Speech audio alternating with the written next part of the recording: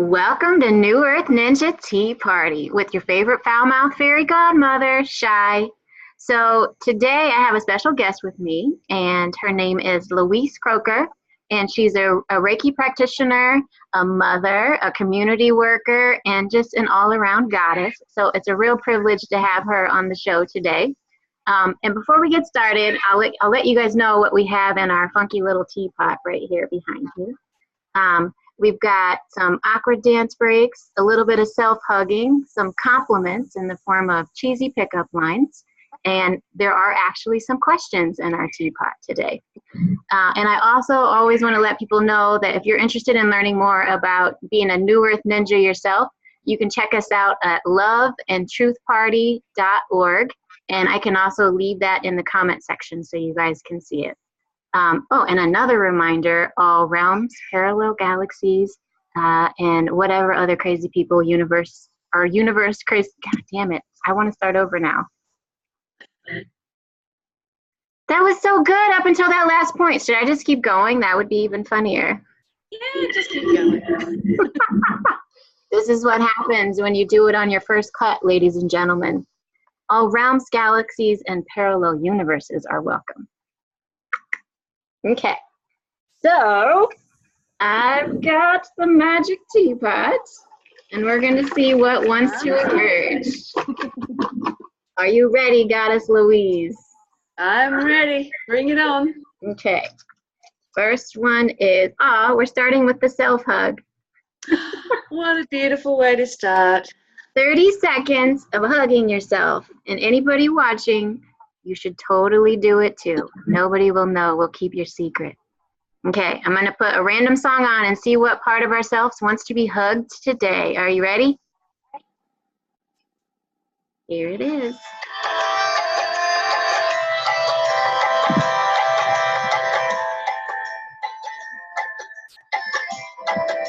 Okay.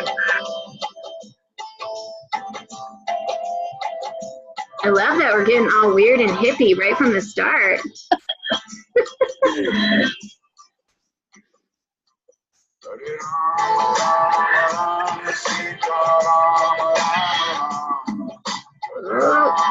And just like that, 30 seconds are up. What a great way to enter our New Earth Ninja Tea Party. Okay, what's up next?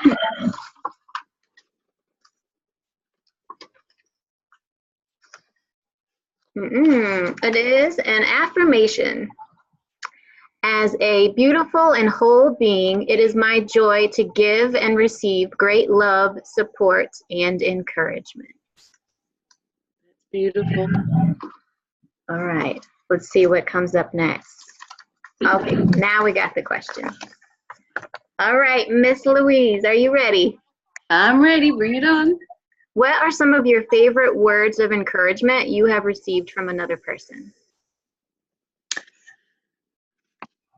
I think we don't remember words as such.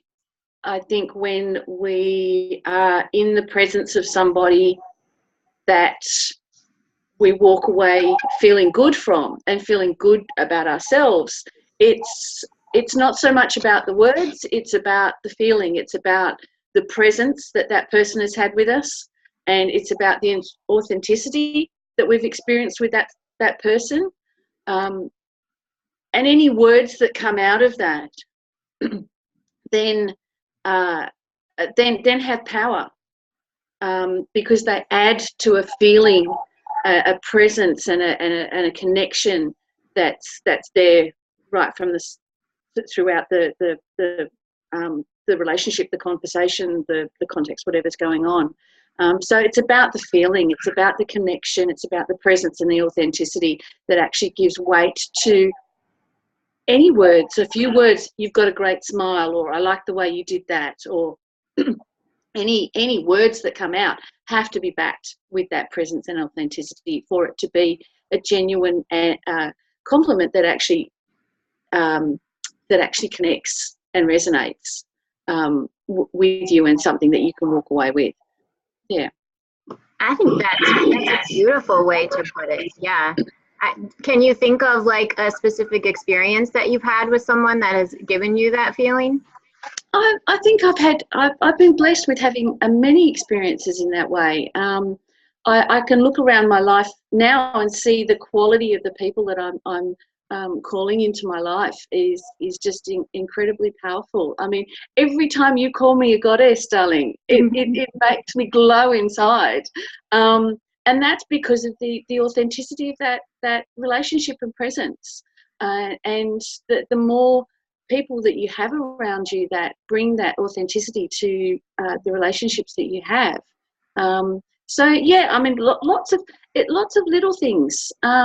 It can be just something as simple as you made me feel good today. I had somebody say to me recently that, you know, you've helped me through a really troubling period of my life, just being with me and being present and hearing me. And that was a really powerful thing for me to hear. So yeah. And it can be the simplest, I mean, that was a big compliment, but it can be a very simple thing. Just, you know, you're a goddess, or you've got a beautiful smile, anything like that. It's the quality of the relationship and the interaction that's happening that's important. Yeah, I think that's really beautiful what you're pointing to. For me, I've had many experiences like yourself, but I think some favorite like recent things is I'm doing these quirky projects like the New Earth Ninja Tea Party and things like that, and having met friends around the world now, like in Australia and England, just the playfulness that people have had with me and the encouragement of just like, yeah, do that, or that's funny, or we totally support that. Even you coming on here today to me is an act of encouragement of like, be playful, like be who you are in the world and be authentic. So yeah, I love what you're pointing to with, you know, it's kind of an intention, and the words necessarily aren't that important. It's that feeling that you get. Okay, let's see what comes out of the teapot next, Miss Louise. Oh, it's a compliment. I like to lean in when I do compliments. If I had a star for every time you brightened my day, I'd have a galaxy in my hand. Thank you. Beautiful, Louise. I like to call you the rainbow after the storm. Okay. What's next? It is, oh, that's another question. So, what are some of the ways that you like to promote the work of others? Oh, I love this question. I recently had an experience of trying to promote some work that I was involved in, and I do a lot of social media marketing, as we all do these days. And when I came to promoting this work, it was on behalf of somebody else, and I put it through my Facebook pages and stuff. That was fine. But when I came to finding other places to put it, I really struggled. There was some community pages and things, and I actually didn't feel comfortable approaching other practitioners to say, can you promote this on your site? And I felt a resistance from others around that, and I found that really difficult. And it was a bit of a shock to me to realise that at the time, that we didn't have an industry in the Illawarra where I live that we could feel really comfortable about asking each other to share. And so what I did was I actually started my own Facebook page, which is a collaborative Facebook page. And it's called Illawarra Wellbeing and Conscious Living Directory. And it's set up for anybody to promote their stuff on. And it's still, that was my solution, I suppose, to a sticky problem of competition. And I'm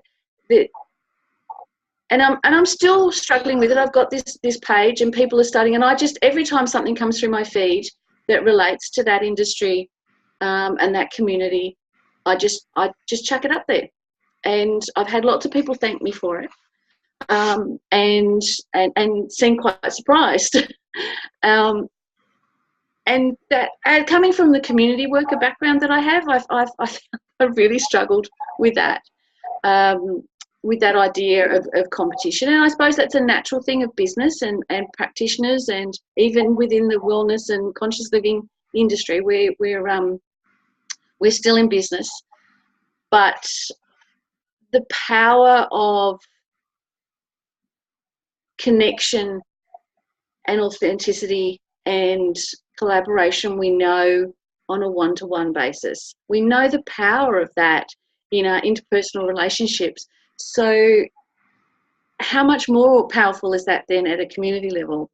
Whether it's business community or not-for-profit community, it's irrelevant. That the power of collaboration at the community level. And I'm a really big believer as a business owner that the clients that I'm supposed to have, I will get.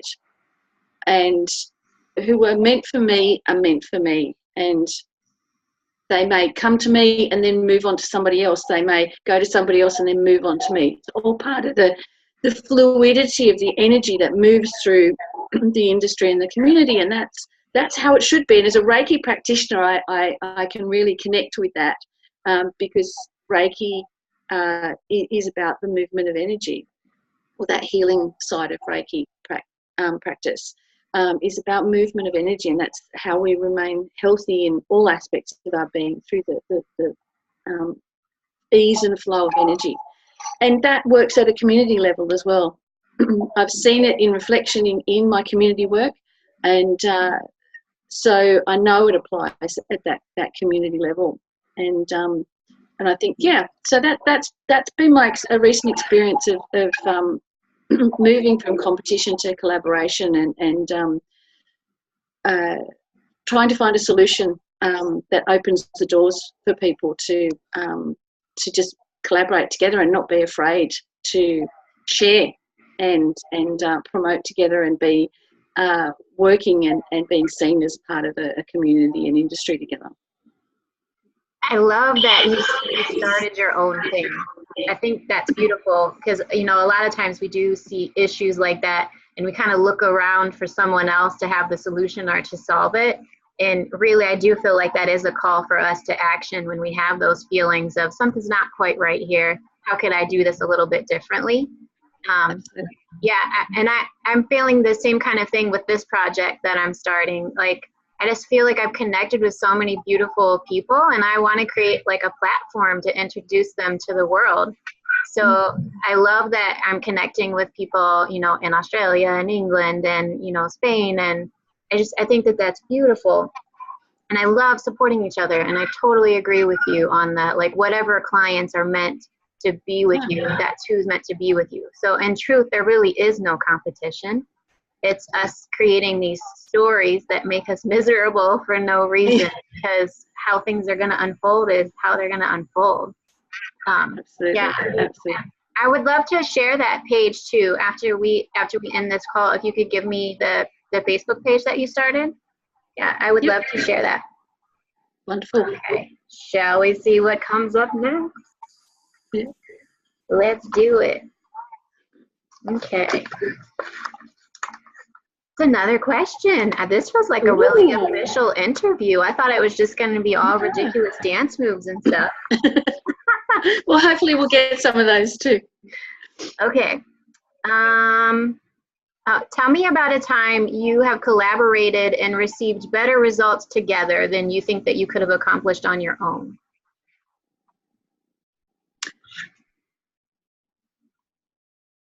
Well, this take a little bit of thought. No. There's just so many. Again, because my community work background, you don't do community work without collaboration. It's just being able to work with others is so important and so powerful.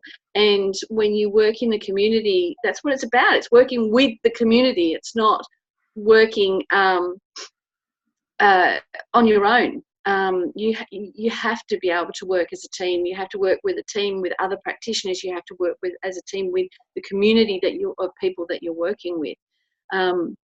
And so I take that into my business practice as well. I mean, I've recently connected with another practitioner in the area. She was a Reiki client of mine, then she became a Reiki student of mine, and then she started her own practice. And it would have been really easy for me to feel defensive about that and feel that she was in competition and a threat to me. She's in a slightly different area, but still fairly close to where I operate. And I made a choice. I made a choice to support her wholeheartedly. There's no point in me training Reiki practitioners if I'm not going to support them all the way to the potential end result of them becoming a business practitioner. And so we share a lot of each other's posts and stuff on Facebook.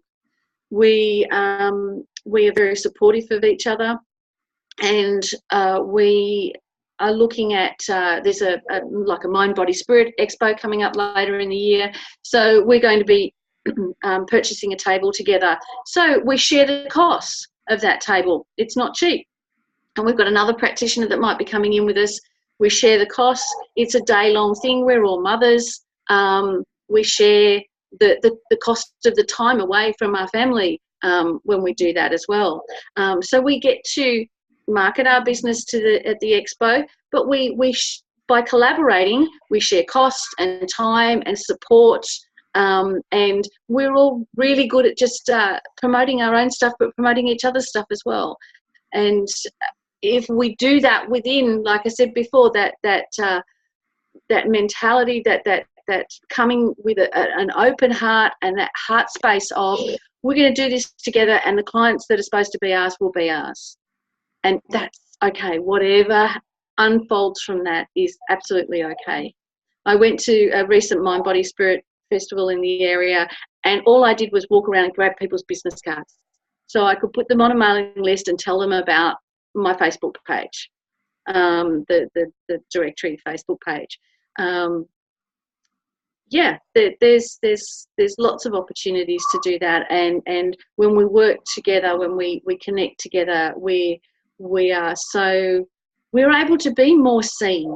We are a community of awakened beings, and the Love and Truth Party is all about being a new earth ninja and being out there. If we don't take our experience of living open-heartedly and actually live it, actually be it in the world, then what are we doing?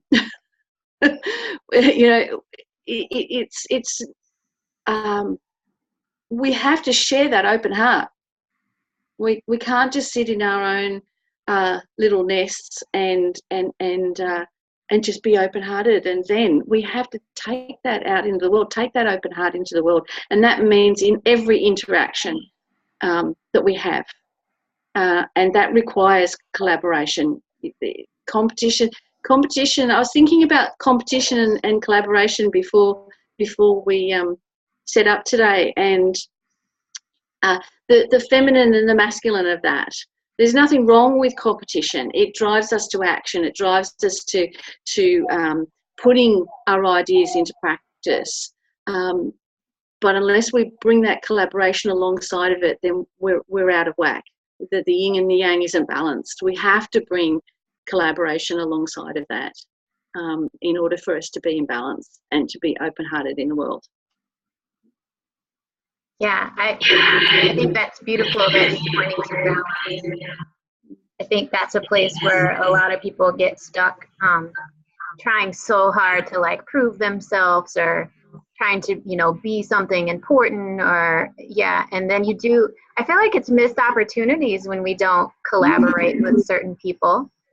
So it's really amazing that she went from your student to, really like a colleague and a coworker. Yep, absolutely. Yeah, absolutely. And I don't think we have to be careful about who we choose to collaborate with. Not everybody is the right resonance. and the right connection for us. They might make a really good collaboration with somebody else, but maybe that they're not resonating in the same space as ourselves. But yeah, for me, my first thought is always how can I collaborate with this person? What's going to work best for both of us? I think it's a lot of fun too to work with people. Yeah, to me, I get like really like excited and jazzed up about stuff when there's certain friends or whoever that I'm connecting with as I'm doing it. So, and that adds a little extra something to what you're offering to people as well.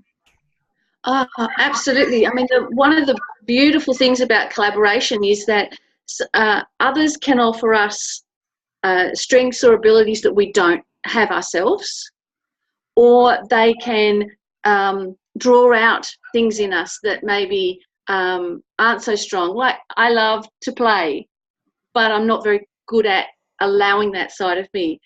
Being around you draws that out in me, and it gives me permission. Whereas on my own, I would naturally sort of more fall into a more serious zone. So other people can draw out things in us or compliment us. They bring actually skills and abilities that we don't have. And it's one of the powers of collaboration and partnerships. Yeah, it really is. I love bringing people into a place of play. Like, that's just one of my absolute favorite things to do. You're so good at it. Even if it's just a stranger on an airplane, I swear, people are like, how do you connect with people so quickly? I think when you go to that child archetype, children just kind of naturally do that, and it doesn't have to be so formal. So I feel like that's why it's easier for people to connect when I do that silly little hey, let's go blow bubbles and get in rainbow forts. Yes. Wear costume. That was a beautiful example. Okay, let's see what comes up next.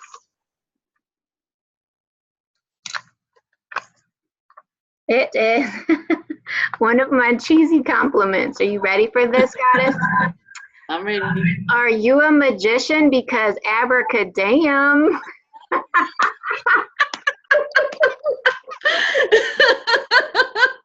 Oh, beautiful. Speaking of being silly. All right, we have time for just a few more. Okay, what do we got? It's actually all my questions actually came up today. I didn't think that was going to happen. Wow. Have you ever misjudged someone in a negative way and then later found out they were actually pretty awesome? Oh, hell yeah. I mean, judgment is a natural process that the human mind goes through. Judgment keeps us, has designed to keep us safe. I mean, if you've got an animal coming towards you in the bush, you've got to make a judgment about whether they're going to eat you or not. If you're walking down a dark street at night and somebody's coming towards you, you've got to make a judgment about whether this environment and this person is going to be safe. So there's nothing wrong with judgment. It's about how we use it and in what context. And it's very easy and very quick for the human mind to make judgment, especially on appearances, because appearances are usually our sight. Eyesight is is one of our most prominent senses, and it's the one that keeps us. The first thing that keeps us safe. Sight and hearing, really. Am I hearing anything dangerous? Am I seeing anything dangerous? Now, if you know that you're in a physically and psychologically safe environment, that's when we've got to call the mind to account and those instinctual things to account and go, hang on, what's going on for me right now? What are my judgments based on? And that's the other aspect, is what am I actually judging on? Am I judging on appearance, race, sexuality, whatever? And making judgments that are too fast, inappropriate, and then taking a step back and giving. And we live in a society that's full of judgment about how we look and how we present to the world. That's very, very much ingrained, and it's that instinctual judgment that's been played on by media and society to pass judgment very, very quickly. And I've been as guilty of that as anybody else. And I think being aware of that is more important than feeling guilty about it. Being aware of it and then doing something about it rather than just sitting in guilt about it. So taking a step back, being aware of, okay, maybe I'm passing judgment on this person too soon, or passing judgment on them at all, and taking a step back and allowing spaces. Again, it's that open heart, being able to sit in an open heart, because when we open in our heart space, we create space. And when we create space, it gives us the opportunity to step back and allow energy to move, allow love to move. And when that happens, then all sorts of amazing things happen with the people around us. And it gives both ourselves and the other person space to be safe enough to be their authentic self. Now, they may or may not do that. They may find that scary, and they may walk away from that, and that's fine. They may sit in a closed heart space. But until we open up, we don't allow any of that to happen. They may then respond to that open-hearted space, and 9 times out of 10 in my experience they do, in a positive way. And then we can actually get to know the real person, and start having some authentic exchange with that person, either energetically or verbally or however. But we need to be aware of that both that instinctual and that society reinforced judgment that goes on in the mind. And the mind's only trying to keep us safe, but we need to be aware that if we're in a safe place, then maybe we need to switch it off. We need to ignore it for a little while and be willing to be open. Yeah, I think pointing to awareness in that area is really important, and trying not to shift into guilt when we do that, and rather coming back into presence. I will say, I feel like one of the reasons why I live such an open-hearted life presently is because I was such a shitty, judgmental person as a young person. And I was just completely fucking humbled every time I played that game. I still have a friend to this day. We sat on the same school bus together, and I would not sit next to her because I thought she was like a popular girl, and she was snooty, and she thought she was better than everybody else. It turned out I was the snooty asshole, not her.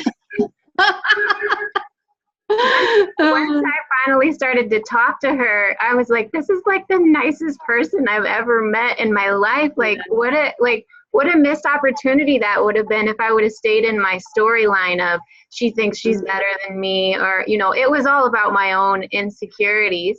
But luckily something gave me the opportunity to step out of that perception I had of her. And boy, did I have a completely different experience from that time on. And, from being in middle school to being a grown woman now that's almost 40, she's one of the friends that I still have in my life. That's how beautiful that soul is. So, I think it is good for us to be discerning. Like, sometimes we do need to listen to that voice, but there are other times when it is just us projecting things onto those people. So, I do love what you point to about awareness, for sure. Yeah. And even the judgment itself, it's a wonderful opportunity to look in the mirror for ourselves and see what's going on for us.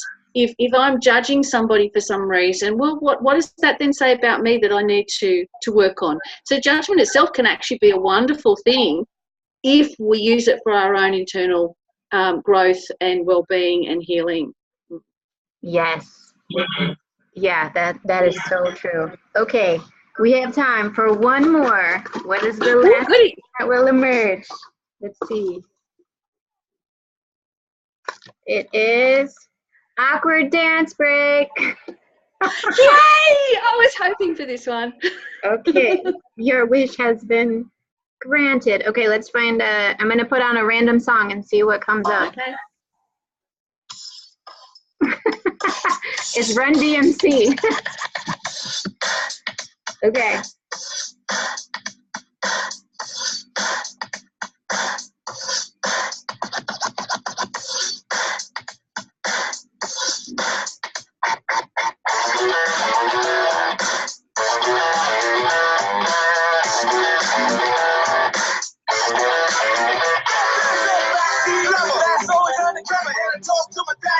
Yeah, that was 30 seconds. What a great way to end our little segment of the New Earth Ninja Tea Party. I love that. Oh my goodness. Thank you so much for being the first official guest in our New Earth Ninja Tea Party blanket fort. Thank you. I've been so excited to be here and it's been wonderful. Thank you so much. Yay! All right, friends, thank you for joining us today.